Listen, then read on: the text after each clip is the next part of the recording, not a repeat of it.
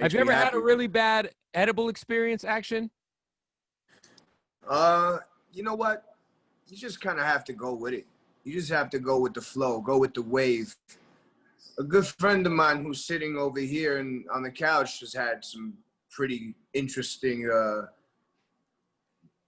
edible situations, you know? It can get deep, man. So you pretty much sink into wherever you're at. Facts. You sink into the abyss, you know? It's like you drown in your own fluids. What about have you ever had any wild hallucinogenic experiences, whether it's mushrooms or any like DMT or anything crazy? Yeah, plenty.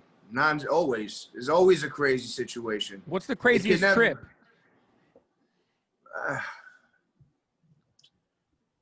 There's been so many crazy ones, but it's like the latest one.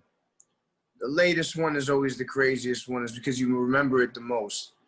These things are almost like flashes in time where you remember bits and pieces, but you cannot really explain it. Right. You know what I'm saying? But there are points where I can explain what I'm trying to say, but not this one, because I'm looking at that Barkley poster in the back. Oh, you see that Charles Barkley poster? I used to have that in my room. Yo, man, I'm from Phoenix, so we got to represent. And then I got the OG. Have that in my room right there. The Bang 316 with Vince on there. That's fire. Yeah. Back to your mushroom trips. Have you ever? I just started to do mushrooms. I did mushrooms for the first time in February, and it was like kind of therapeutic, low key. Was that something that like do you find like therapeutic? Like, do you find it to be therapeutic whenever you do that shit? You have to eat more. Just keep eating more. Well, how many did you eat? Did you eat a little bit or a lot? I had a lot, man. I had like a half of a chocolate bar. Yeah, I don't know what goes into the chocolate bar. So what I suggest is you grab a handful of mushrooms and stuff them in your face, and then if you could actually talk to me in an hour, eat some more. I would like to hear about it after you come home. So just go all the way in.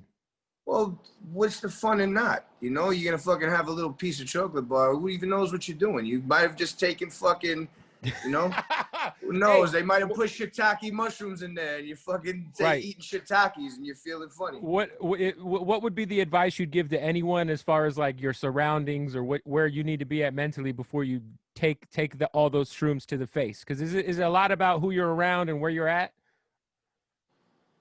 Unless you're a professional. So many factors. There's so many. It's very situational.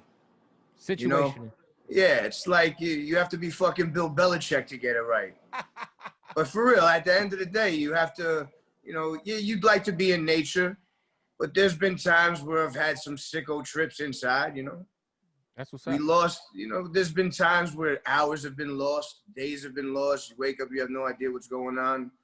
Every time is different. What I suggest is you just try it all. Just try it. Try it all. See what works for you. Is there a drug that you've tried that you would not suggest anyone try?